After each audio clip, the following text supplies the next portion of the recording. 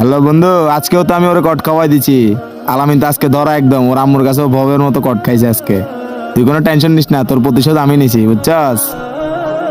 এই সাগর, এই তোর সমস্যা কি? তুই আমার নামে বানায় বানায় মিথ্যা কথা কেন বলতেছিস? তোর সমস্যা কি? তোর আম্মুর কাছে আমি আজকেও বলবো, তুই নামাজের কথা বলে দোকানে যায় সিগারেট খাইছস, দেখিস। তুই আমার নামে আমার আম্মুর কাছে মিথ্যা কথা কেন বললি? আমি কি কোনো মেয়ে নিয়ে ঘুরতে গেছিলাম? কইছি কিছে বেড়া, আজকেও আমি বলবো তোর আম্মুরে আজকে যদি না বলছিস সেই সময় তুই বলিস, দেখিস তুই আজকে আবার বলবো। পারলে কই দেখিস, তোর আজকে খবর আছে, দেখিস। পারলে কই দেখিস। কলার স্যার বেড়া, কলার স্যার। এই, তোমরা ঝগড়া করতেছো কি নিয়ে? হ্যাঁ, তোমরা ঝগড়া করতেছো কেন? এই ছাড়ো ছাড়ো, দুইজনে মিলে মারামারি করতেছো কি নিয়ে? কি সমস্যা তোমাদের? ঝগড়া করতেছো কেন?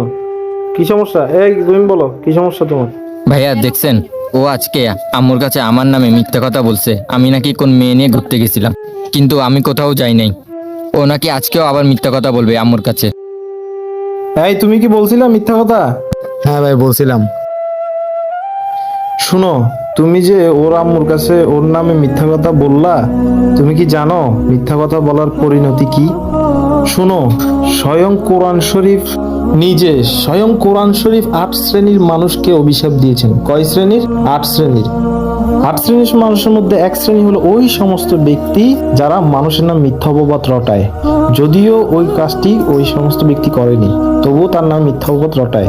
আজকের পর থেকে এই ধরনের কাজ করবা না, কারণ কোরআন শরীফ নিজে আমাদেরকে অভিশাপ দিয়েছেন। কোরআন শরীফ অভিশাপ দেওয়া তো মানে বুঝতেছো, আমরা ডিরেক্ট জাহান্নামে যাব। তো আজকের পর থেকে এই ধরনের কাজ করবা না। ভাই আমার ভুল হয়ে গেছে, আচ্ছা নেক্সট টাইম থেকে আর এরকম ভুল হবে না। এইবারের মতো আচ্ছা আল্লাহর কাছ থেকে মাপ চেয়ে নিবো আর কি। জড়িয়ে ধরো, ওকে জড়িয়ে ধরো। আমাকে মাফ করে দিস, সমস্যা নেই, ঠিক আছে? তুই আমার ভাইয়ের মতো।